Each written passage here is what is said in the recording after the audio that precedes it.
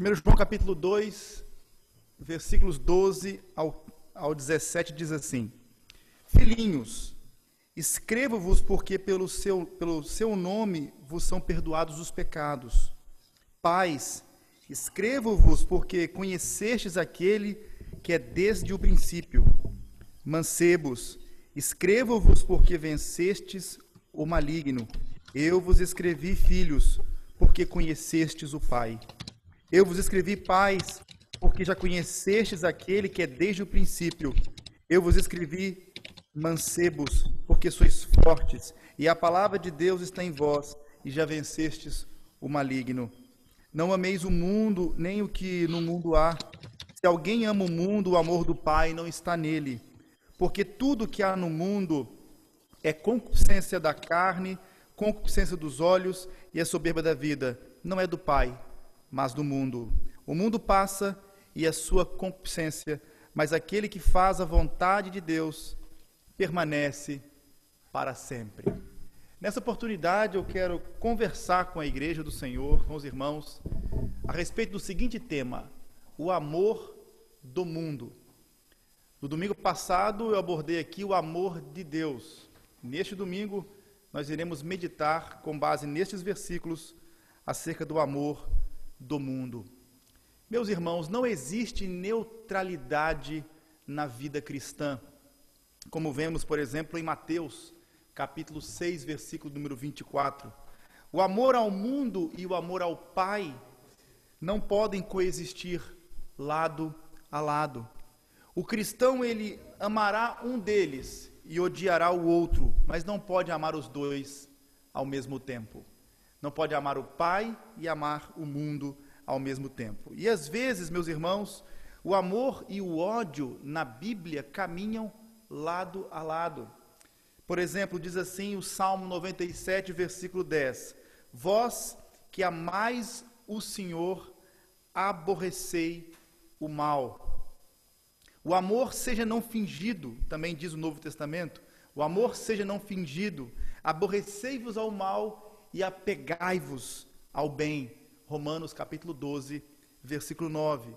E o mesmo apóstolo, o apóstolo João, que falou-nos que o amor é a marca de todo cristão verdadeiro, ele disse isso em 1 João 2, no versículo 10, observe o versículo 10, ele fala que a marca do verdadeiro cristão é amar, é o amor. Agora ele vai nos dizer que a marca do verdadeiro cristão é não amar o mundo. A partir do versículo 15 vai dizer isto. Portanto, o cristão ele deve amar a Deus, como está em 1 João 2,5. Ele deve amar os irmãos, como está em 1 João 2,10. Mas ele não deve amar o mundo, como está em 1 João 2, versículo 15. Portanto, o amor ao mundo exclui o amor de Deus. E nós vemos aqui um paralelo entre o que o apóstolo João diz com aquilo que o apóstolo Tiago diz, inspirado pelo Espírito de Deus na sua carta, Tiago capítulo 4, versículo 4, ele escreveu assim: Aquele, pois, que quer ser amigo do mundo, constitui-se inimigo de Deus. E é interessante, nesse texto que acabamos de ler, do versículos 12 até o 17, na verdade há uma estrutura bem organizada, do versículo 12 ao 14, uma estrutura, uma unidade bem estruturada, retoricamente falando, mas do versículo 15 ao 17 temos esse foco de que o cristão não deve amar o mundo. E eu poderia aqui tentar entender, por exemplo, quais são os motivos pelos quais o cristão não deve amar o mundo. Quais são esses motivos? O Dr. Wiersbe, ele apresentou, por exemplo, 4 razões para o qual o cristão não pode amar o mundo. A primeira delas é que o cristão não pode amar o mundo, não deve amar o mundo, por causa daquilo que o mundo é, no versículo 15. Por causa daquilo que o mundo faz. Por causa daquilo que nós somos, não é? Nós somos cristãos por causa do que o cristão é. E também por causa do destino final do mundo, como lemos no versículo 17. Eu vou então aqui expor essas razões pelas quais os cristãos não devem amar o mundo. Primeiro ponto, no versículo 15, aprendemos que não devemos amar o mundo por causa daquilo que o mundo é. Diz assim o versículo 15: não ameis o mundo e nem o que no mundo há. Se alguém ama o mundo, o amor do Pai não está nele. Existem 3 diferentes significados para a palavra mundo no Novo Testamento. O Novo Testamento, ele apresenta, essa palavra mundo aparece várias vezes no Novo Testamento, aparece várias vezes na carta do apóstolo João, mas ela aparece com diferentes sentidos no Novo Testamento. E nós temos aqui pelo menos 3 sentidos básicos. O primeiro é mundo, o mundo físico, o cosmos. Deus fez o mundo e tudo que nele existe. É o que lemos em Atos 17, versículo 24. Deus é o criador do mundo, do cosmos. Então, há um sentido em que mundo significa o mundo físico. Mas também existe um outro sentido, que é o mundo humano, como lemos em João 3,16. Que Deus amou o mundo de tal maneira que deu o seu Filho unigênito para que todo aquele que nele crê não pereça, mas tenha vida eterna. Então, nesse sentido, o mundo aqui é o mundo pessoas. São as pessoas amadas por Deus, seu amor redentor pelo ser humano. Então, temos aqui o primeiro aspecto, que é o mundo físico, o primeiro sentido, desculpa. O segundo sentido, o mundo pessoas. Todavia, neste contexto de 1 João, capítulo 2, versículos 15 ao 17, João está aqui não a falar do mundo físico e nem do mundo de pessoas. Ele está a falar aqui do mundo como um sistema. Não ameis o mundo e nem o que no mundo há, ele está se referindo aqui ao sistema deste mundo. E o que significa então o mundo sistema? Por exemplo, nós usamos a palavra mundo como sistema por diversas vezes. Observe, por exemplo, quando alguém diz assim, o mundo dos desportos, o mundo da política, o mundo da economia. Nós estamos a fazer referência aqui, nesse caso, ao sistema que rege estes mundos. Quando falamos do mundo dos desportos, estamos a falar do sistema que rege este mundo. E o mundo na Bíblia é um sistema, como diz a Escritura, dominado por Satanás, que opõe-se a Deus e a sua obra na terra. O mundo é um sistema sem Deus e contra Deus no Novo Testamento. Como o próprio Senhor Jesus, por exemplo, ele vai dizer em João 12, versículo 31, ele afirmou que o diabo é o príncipe deste mundo.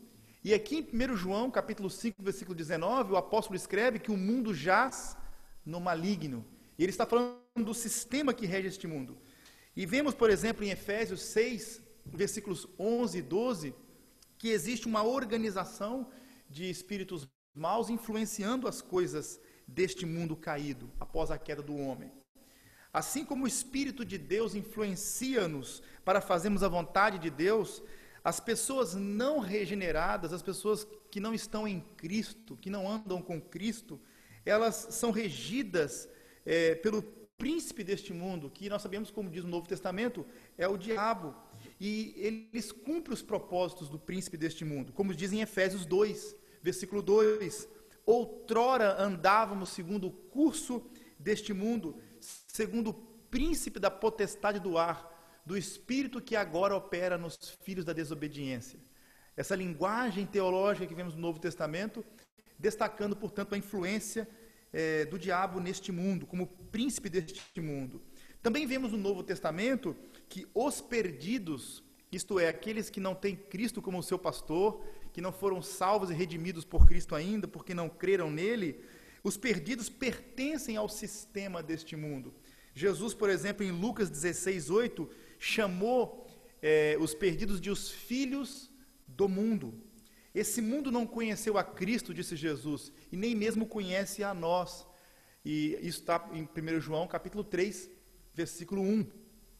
Esse sistema primeiro odiou a Cristo e também odeia a igreja. Foi o que Jesus disse em João, capítulo 15, versículo 8. Portanto, este mundo perseguiu a Cristo e agora persegue o corpo de Cristo, a sua igreja. Portanto, em João, meus irmãos, o mundo é todo modo de vida resultante da queda da humanidade em pecado e que vive sob a influência do maligno, como está em 1 João 5, versículo 9. Então, tudo que não é de Deus, não é de Cristo, tudo que não é da verdade, que não é da luz, nesse sentido, tudo que está em rebelião contra Deus e a sua vontade revelada na Sagrada Escritura e ensinada por Jesus, tudo isso é o sistema do mundo. É contra isso que João está a falar. Não devemos amar isso, este sistema sem Deus e contra Deus. Então, quando João proíbe os crentes aqui, de amar o mundo, ele quer dizer não participar de seus caminhos e nem adotar os seus valores. Nós estamos no mundo, como disse Jesus, mas nós não somos do mundo. Ele disse isso em João 15, 19. Nós estamos no mundo, mas não somos do mundo. A nossa cidadania está no céu, como diz em Filipenses 3, versículo 20. Portanto, o Novo Testamento nos ensina que a nossa cidade é a Nova Jerusalém. Nós aguardamos os novos céus e a nova terra que serão estabelecidas. Nós não temos nosso foco não é o sistema que rege este mundo, nem os valores deste mundo, mas os valores do reino de Deus, que contrastam com os valores deste mundo. Os seguidores de Cristo, eles foram chamados para fora do mundo. Até o termo eclesia, chamados para fora. Fomos chamados para fora do mundo e fomos devolvidos para o mundo para sermos luz do mundo. Assim como a canoa, o barco, deve estar na água, mas a água não pode estar dentro do barco. Assim nós, os cristãos, estamos no mundo, mas o mundo não pode estar dentro de nós. Não é? Um outro ponto também é que a ordem para não amar este mundo baseia-se em dois argumentos centrais aqui na argumentação do apóstolo João. No versículo 15 e 16, ele vai dizer que existe uma incompatibilidade entre o amor pelo mundo e o amor pelo Pai. Quem ama o mundo, o amor do Pai não está nele. Nele não está sendo manifestado o amor de Deus, porque há uma incompatibilidade entre o amor de Deus e o amor pelo mundo, cujos valores são contra Deus, que se voltam contra Deus. Portanto, não tem como amar as duas coisas ao mesmo tempo. E no versículo 17, o segundo argumento é que a questão da temporalidade do mundo, esse mundo é temporal, é passageiro, e isso contrasta com a eternidade daquele que faz a vontade do Pai. Portanto, o que o mundo tem para oferecer-nos é temporário, e o que o Pai tem para oferecer-nos é eterno. Então, este é o primeiro ponto. Compreendamos, portanto, que aqui João está falando do mundo como um sistema, sem Deus e contra Deus. Nos versículos 15 ao 16, também aprendemos que não devemos amar o mundo por causa do que o mundo faz para nós. Não devemos amá-lo por causa daquilo que ele é, um sistema sem Deus e contra Deus, mas também por causa do que o mundo faz para nós. Aqui diz que o amor ao mundo compromete o nosso amor, ao nosso Pai Celestial. O versículo 15 destaca isso muito bem. Então, o amor pelo mundo e o amor pelo Pai são amores, mutuamente exclusivos e excludentes. Não é? Então, o amor aqui não é tanto uma questão de atividade, mas aqui de atitude interior. É possível, meus irmãos, isso é muito possível que haja uma externalização, quer dizer, você tem uma vida externa bonita, mas um coração podre de pecado. É possível acontecer isso, não é? Quer dizer, eu posso ter uma aparência boa, demonstrar externamente isso, mas por dentro, no interior, não refletir este amor de Deus de fato. Quer dizer, que por fora eu apareço que amo a Deus, mas por dentro o meu coração está nas coisas do mundo. Isso é possível. E aqui é possível, mas não é possível ser um cristão verdadeiro sendo assim. Então João quer chamar-nos a atenção nesse sentido. Não há amor a Deus naquele que ama os desejos desenfreados da carne. Esse é o ponto. Não há amor a Deus naquele que sente-se tão satisfeito consigo mesmo e seguro por causa de suas próprias riquezas, por causa de suas próprias realizações, que vive como se Deus fosse desnecessário. Porque aqui ele fala sobre concupiscência dos olhos, concupiscência da carne e soberba da vida. Esse sentido de soberba da vida. Eu estou satisfeito com as minhas próprias riquezas e realizações, Deus não é necessário. E há muitas pessoas que verbalizam crer em Deus e amá-lo, mas vivem como se Deus não existisse.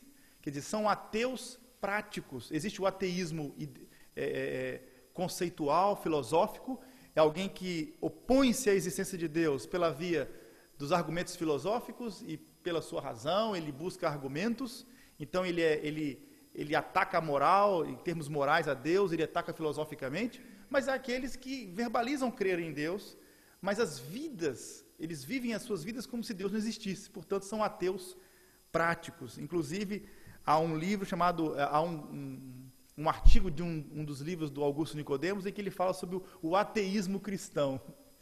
É muito estranho isso. Por quê? Verbaliza-se como, ele pronuncia isso, dizendo que é um cristão, mas vive como um ateu na prática. Então é possível acontecer isso externamente, alguém fingir alguma coisa. Mas aqui João está a falar do amor de Deus no coração, que é muito importante. E os impulsos do homem pecaminoso, aqui é interessante isso, esse desejo dos olhos, né, essa arrogância quanto ao que ele faz e aquilo que ele é, não vem do Pai, isto vem do mundo. Então esta tríade do mal aqui, concupiscência dos olhos, da carne, soberba da vida, essa tríade do mal é a fonte de todo o mal na vida deste mundo, né? Todo modo de vida, desculpa, nesse mundo. Então, onde a luz de Cristo não brilhou, tá? O modo de vida que não está de acordo com esses ensinos da palavra de Deus, do amor de Deus, isso não vai sobreviver, não vai continuar na eternidade. Portanto, este mundo vai passar e a sua cobiça, mas aquele que faz a vontade de Deus permanecerá para sempre. No versículo 17, vemos aqui que o amor do Pai afeta a nossa resposta à vontade de Deus. Então, fazer a vontade de Deus é a alegria daqueles que amam a Deus. O próprio Senhor Jesus disse isso em João 14, versículo 15. Se me amais, não é? Guardareis os meus mandamentos. Se vocês me amam de fato, vocês guardarão os meus mandamentos. Essa é a palavra do Senhor Jesus. Portanto, fazer a vontade de Deus é a alegria daqueles que amam a Deus. Então, quando um crente, meus irmãos, ele perde a sua alegria no amor do Pai, fazer a vontade de Deus, portanto, deixa de ser um prazer e se torna um peso para ele. Então, um cristão regenerado, salvo por Cristo, ele obedece a Deus não angustiado, contrariado, porque é tão pesado e penoso, mas ele faz isso com prazer, porque ele faz isso por amor a Deus.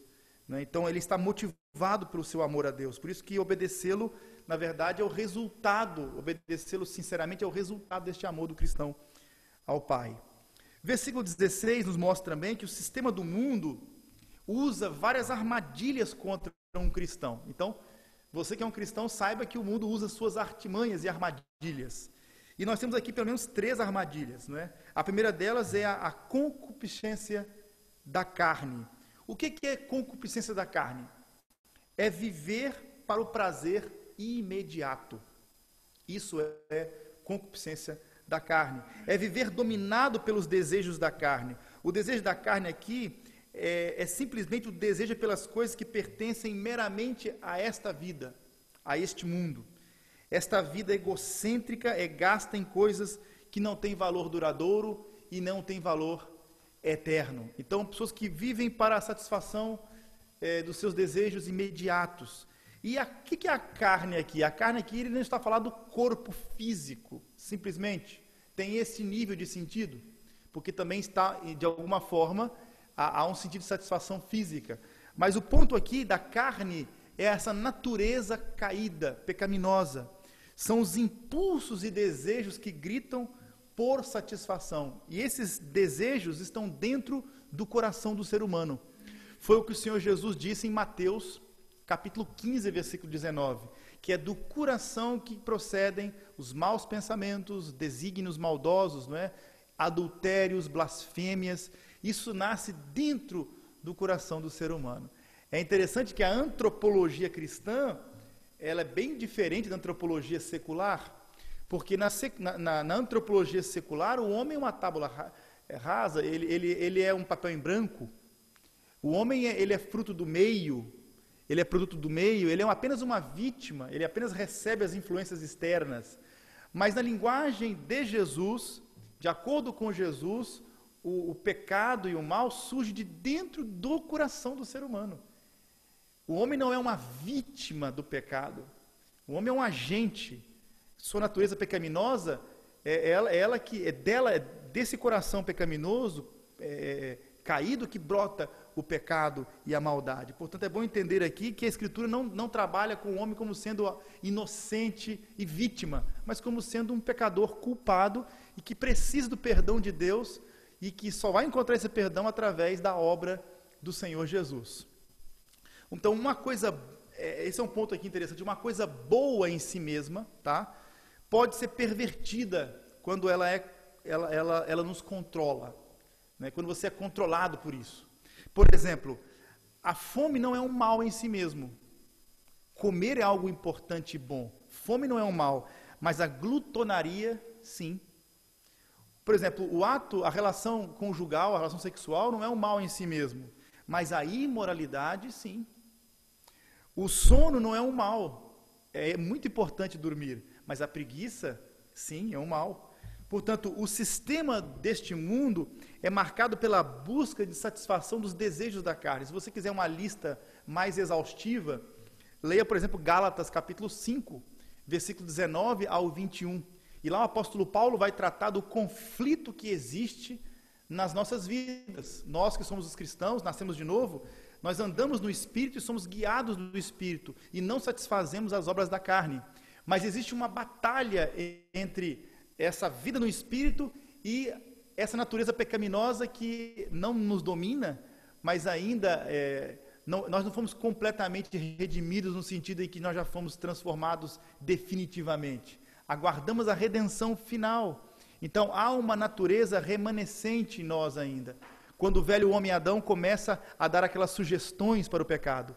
Então existe uma batalha, um conflito do cristão. O cristão em busca de santificação é aquele que luta para a mortificação da sua natureza pecaminosa, para não satisfazer, portanto, esses desejos desenfreados que são desobediência a Deus. O cristão verdadeiro é aquele que detém essa capacidade, é dotado por Deus do poder do Espírito Santo, dos meios de graça pela palavra, pela oração, para vencer, portanto, a concupiscência da carne, dos olhos e a soberba da vida.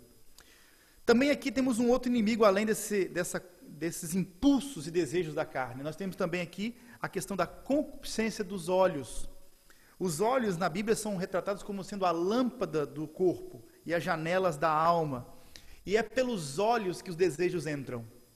Como o próprio Senhor Jesus disse em Mateus, capítulo 6, versículos 22 e 23. É através dessas janelas, dos nossos olhos, é que os desejos entram. Por exemplo, Eva, quando estava no Éden, ela viu o fruto. Gênesis 3, versículo 6. Ló viu as campinas do Jordão e foi armando suas tendas para as bandas de Sodoma e Gomorra. Você vai encontrar isso em Gênesis 13, versículo 10 e 12. A mulher de Potifar, ela viu José e tentou seduzi-lo. E está em Gênesis 39, versículo 7. Acã estava no arraial de Israel após a conquista da cidade de Jericó. Acã, ele viu a capa babilônica e tomou essa capa e arruinou a sua família. Josué capítulo 7, versículo 21. David, o rei David, ele viu Betseba e a espada nunca mais ausentou da sua casa, porque ele viu e ele, atraído pelos seus olhos, pelos seus desejos, ele foi ao encontro daquela mulher e adulterou com ela, conforme vemos em 2 Samuel, capítulo 11, versículo de número 2. Também nós vemos no Novo Testamento o Senhor Jesus dizendo, em Mateus, no capítulo 5, versículo 29, que por causa disto, por causa da concupiscência dos olhos, precisamos ter muito cuidado com os nossos olhos. Ele diz o seguinte: se o teu olho direito te escandalizar, arranque-o e atire-o para longe de ti, pois te é melhor que se perca um dos teus membros do que seja todo o teu corpo lançado no inferno. Palavras do Senhor Jesus. Então Jesus, ele aqui, é bom destacar que ele não está ensinando a automutilação, tá? Porque a luxúria não está no órgão, nos olhos, mas no coração. Jesus aqui está ensinando um princípio, ele usa aqui essa figura de linguagem para demonstrar a questão da seriedade do pecado. O pecado é algo tão sério que, por causa dos seus efeitos deletérios, ele deve ser tratado com extremo e drástico rigor para evitá-lo. O Dr. J. Adams, por exemplo, em seus livros sobre aconselhamento bíblico, ele fala do princípio da amputação radical. Com base neste ensino de Jesus, o Dr. J. Adams ele fala sobre o princípio da amputação radical. Isto é, afasta-se radicalmente da tua vida tudo aquilo que te leva a pecar contra Deus. Se há algo que você é muito sensível e fraco naquele assunto e você sempre cai constantemente lá, afasta-se disso radicalmente. Se esse é o ponto fraco, afasta-se. Se você não consegue lidar com as drogas, por exemplo, aqueles amigos que usam, se afasta. Não esteja com eles, porque vai ser muito difícil você controlar. Se você tem problemas com pornografia, se afaste da internet. Não é um lugar bom para você, porque é um lugar que vai facilmente levar você ao pecado. Portanto, o princípio da amputação radical é você se afastar de tudo aquilo que te leva ao pecado. Porque é melhor você, disse Jesus, ir para o céu sem um olho do que e você ir para o inferno tendo todos os seus membros. Ele usando aqui uma linguagem bem radical para dizer o seguinte: ampute, elimine da sua vida qualquer possibilidade, porque se essa é a sua fraqueza, evite isso. E o mundo está cheio de concupiscência dos olhos. É o sistema do mundo, eles vivem assim, naturalmente, sem problema. Um outro ponto também é que a soberba da vida, esse é um termo que aparece aqui, a soberba da vida. Portanto, a concupiscência da carne e dos olhos refere-se aos desejos pecaminosos. Agora, a soberba aqui é um comportamento pecaminoso. Então, os primeiros dois são desejos desenfreados. E este último aspecto da soberba da vida é uma atitude, é um comportamento.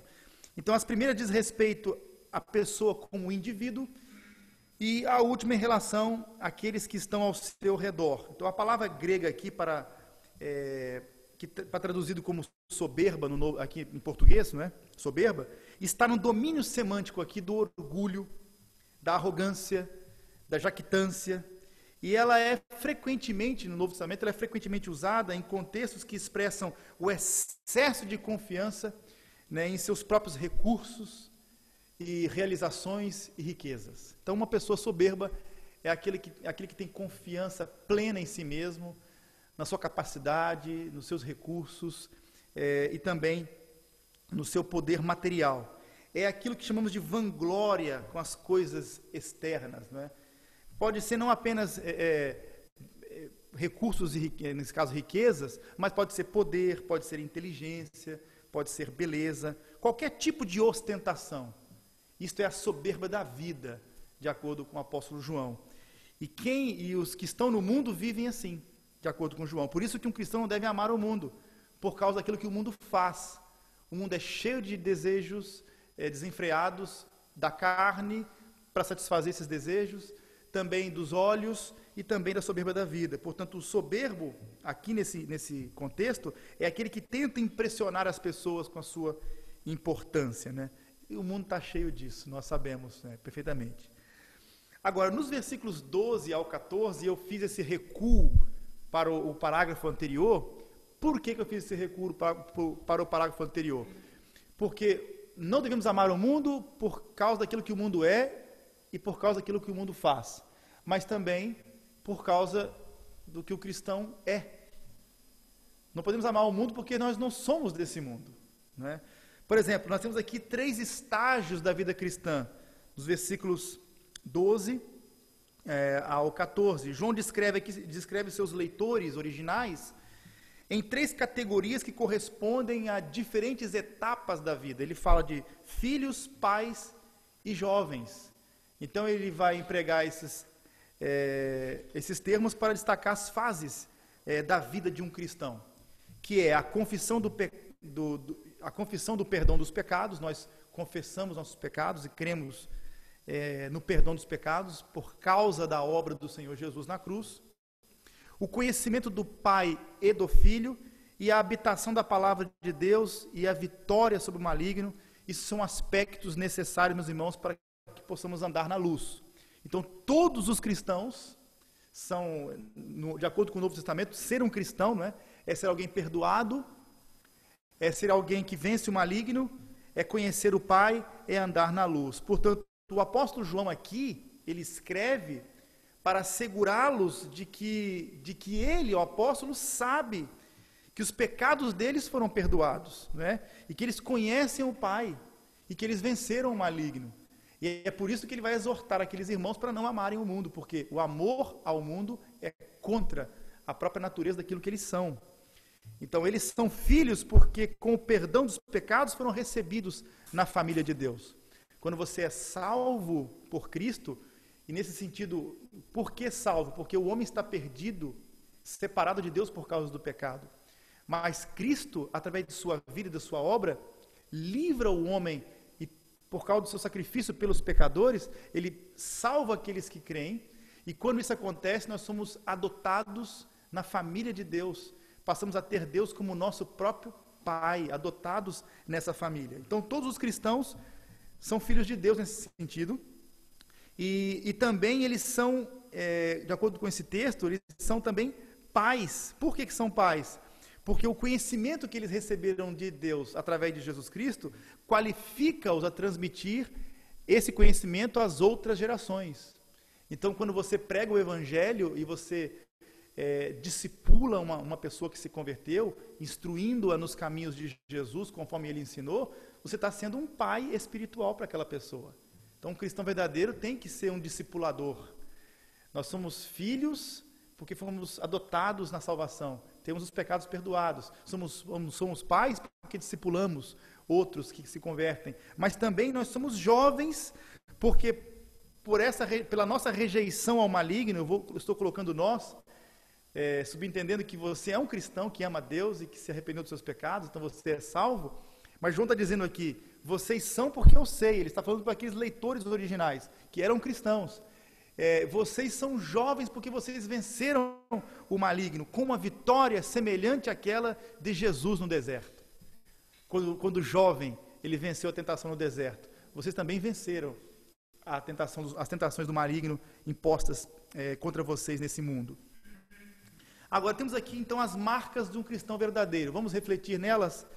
Se você pegar, por exemplo, o capítulo 1, versículo 7, diz que os cristãos estão limpos do pecado pelo sangue de Cristo. 1 João 1, 7, ele já havia falado isso. E agora, no versículo 12 do capítulo 2, ele faz referência novamente, versículos 12 ao 14, de que os cristãos estão limpos do pecado pelo sangue de Cristo. No capítulo 2, versículo 3, ele destaca que os cristãos conhecem a Deus. Eles conhecem a Deus. E no versículo 14, eles venceram o maligno. E, portanto, estão aptos para fazer a vontade de Deus e podem reivindicar para si mesmos a certeza e a garantia da vida eterna. Então, não podemos amar o mundo por causa do que o mundo é, por causa do que o mundo faz e por causa daquilo que nós somos. No versículo 17, o último ponto é, não devemos amar o mundo por causa do destino final deste mundo. Meus irmãos, aqui temos no versículo 17 a questão da transitoriedade do mundo. O mundo é transitório, o mundo não é permanente. Os seus prazeres, de acordo com a Bíblia, passarão. Um cristão maduro, ele considera-se apenas um estrangeiro e um peregrino na terra. Você vai ver isso em Hebreus 11, versículo 13. E é verdade, nós não vamos ficar para sempre nesse mundo, não é? É interessante que alguns pensam que vão viver para sempre. Mas eu tenho uma notícia dura, mas verdadeira para você. Essa camisa bonita que você está vestindo, se ela continuar utilizável, depois que você morrer, outros vão vesti-la. Esse sapato bonito, quando você morrer, outros vão calçar esse sapato. A casa que você mora, outros irão morar nela, depois que você morrer. A vida passa. Este mundo passa. E a sua concupiscência. Mas aquele que faz a vontade de Deus permanece para sempre, porque Jesus prometeu-nos vida eterna. Quando uma pessoa morre, a sua alma é separada do seu corpo vai para o pó, e o seu espírito fica de volta no domínio de Deus. Mas na volta de Cristo, diz a Bíblia, que os que morreram em Cristo ressuscitarão, suas almas e seus corpos se reencontrarão, e nós viveremos por toda a eternidade nos novos céus e na nova terra, aonde habitará, portanto, plena justiça, paz e equidade. Portanto, aqui o aspecto aqui é que não devemos amar o mundo, porque esse mundo é passageiro, é um investimento que não vale a pena. Um cristão maduro é apenas um peregrino, ele sabe disso. Ele não tem aqui sua cidade permanente, mas ele busca a cidade futura, né? Então, nós não podemos nos sentir em casa neste mundo. Não sinta-se em casa aqui. Sua casa permanente não é este mundo, mas é a Nova Jerusalém. João está contrastando aqui dois tipos de vida, tá? O primeiro deles é a vida vivida para a eternidade e a vida vivida para o tempo. Há pessoas que vivem para o tempo, para o aqui e para o agora. Mas aqui João está destacando os cristãos que vivem para a eternidade. É como lemos, por exemplo, em 2 Coríntios, capítulo 4, né, atentando não para as coisas que se veem, mas para as que se não veem, porque as coisas que vemos são temporais e as que não vemos são eternas. Agora, o crente, é até difícil falar, mas há crentes que às vezes têm hábitos mundanos, né, infelizmente, e que precisam ser exortados para abandonar esses caminhos. Na verdade, ele vive para as coisas que ele pode ver, mas o espiritual, ele vive para as realidades invisíveis de Deus. O homem que se apega ao mundo não tem futuro, de acordo com a palavra de Deus, porque o mundo é um beco sem saída. Esse mundo passará, foi o que Jesus disse em Mateus 24, 34. O mundo passa, não é? Então, somente uma vida motivada pela obediência a Deus, para os valores eternos, somente essas vidas que prevalecerão no mundo vindouro.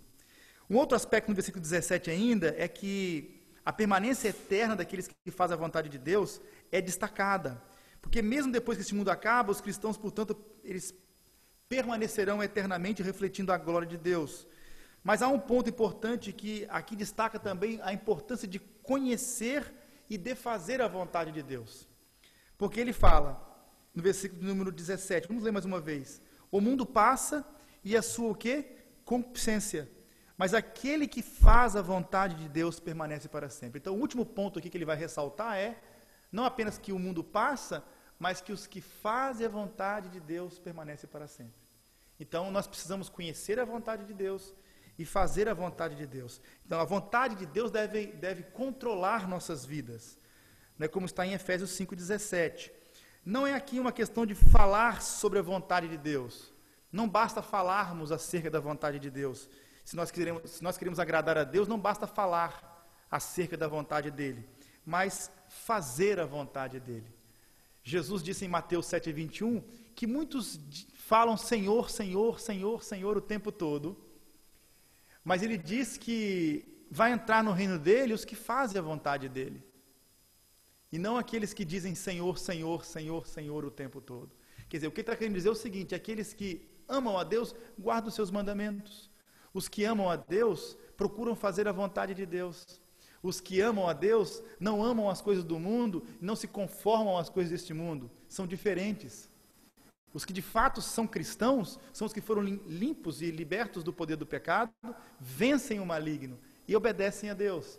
Então esse é o ponto de João. João está a falar para uma igreja que estava no meio do paganismo, neste mundo, dizendo para eles: vocês não podem se conformar a este mundo, mas precisam ser diferentes desse mundo, porque o amor do Pai está em vocês, e o Pai vos tirou deste mundo. Vocês não podem amar as coisas que desagradam o Pai, as coisas deste mundo.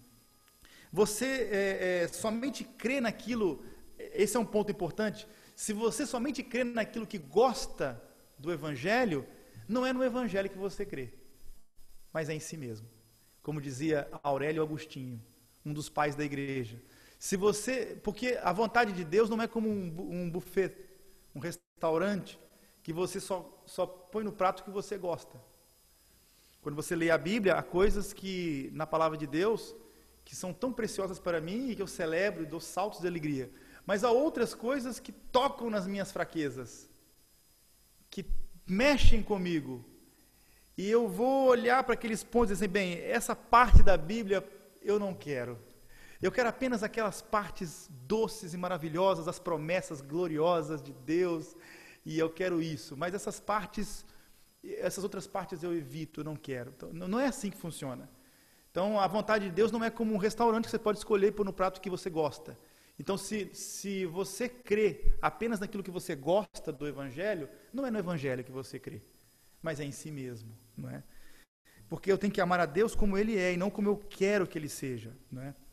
Alguém pode dizer assim, o meu Deus, pastor, é assim e assado. Então não é o Deus da Bíblia, não é o seu Deus, conforme você inventou na sua cabeça. O cristão não é aquele que, a partir dos seus sentimentos, das suas impressões subjetivas, ele diz o que ele quer que Deus seja ou que deixe de ser.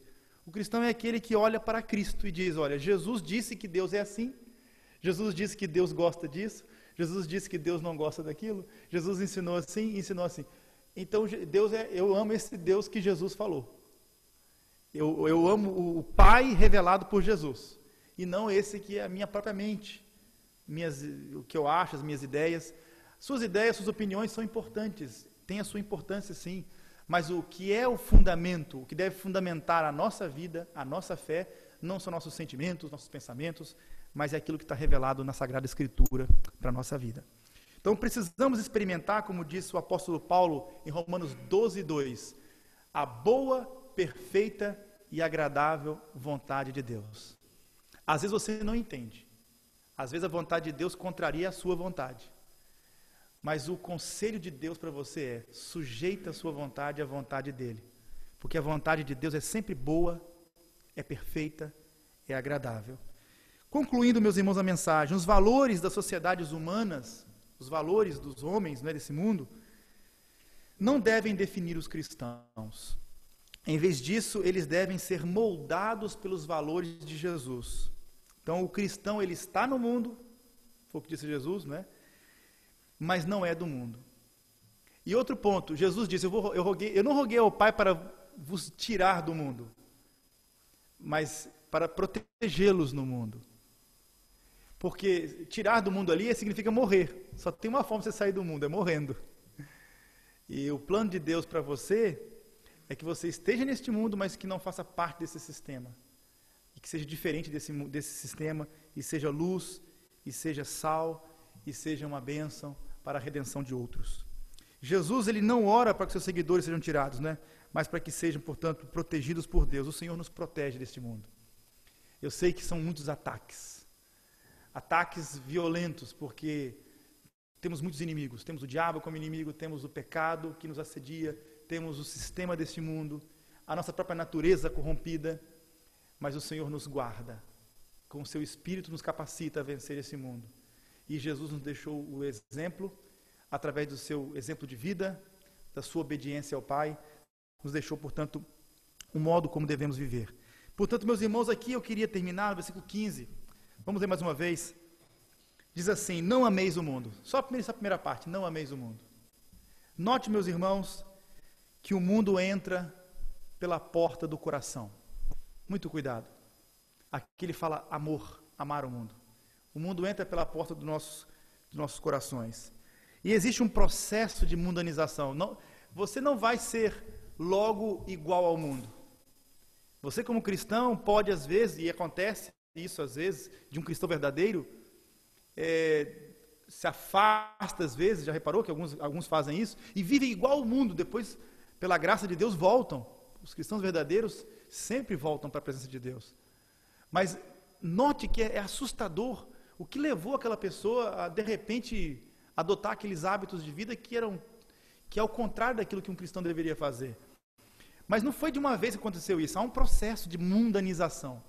Primeiro processo, se você observar Tiago 4,4, diz, aquele que se torna amigo do mundo, constitui-se inimigo de Deus. Primeiro o indivíduo torna-se amigo do mundo. Ele torna-se amigo. Depois, ele se contamina com o mundo, como está em Tiago 1,27. Ele se contamina, ele se torna amigo, depois se contamina com o mundo.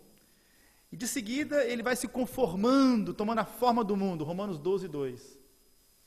E meus irmãos, no caso dos não crentes, né, dos não salvos, eles são condenados com o mundo. Como está em 1 Coríntios capítulo 11, versículo 32. A linguagem do apóstolo João aqui, meus irmãos, é que o cristão verdadeiro é aquele que faz a vontade de Deus e que persevera até o fim. Mas o não cristão e aqueles que não fazem a vontade de Deus e que entram nesse processo vão até a condenação. Portanto, temos que ter muito cuidado, porque é pelo coração que entra essas coisas que destroem. Então, o conselho de Deus nessa manhã, para os irmãos, para a igreja do Senhor, é que não devemos amar o mundo. Portanto, este é o amor que Deus odeia. O amor que desagrada a Deus é o amor do mundo. O amor que temos que ter é um amor por Ele, pelos nossos irmãos. Vamos ficar de pé? Portanto, eu convido você a ouvir também a pregação do domingo passado pelo YouTube. Nós temos um canal, você pode acessar lá, o amor de Deus. Porque senão você vai pensar assim, poxa vida, o pastor Leonardo é muito radical, porque ele só prega contra o pecado o tempo todo. Mas no domingo passado, eu apontei também o lado redentor da coisa.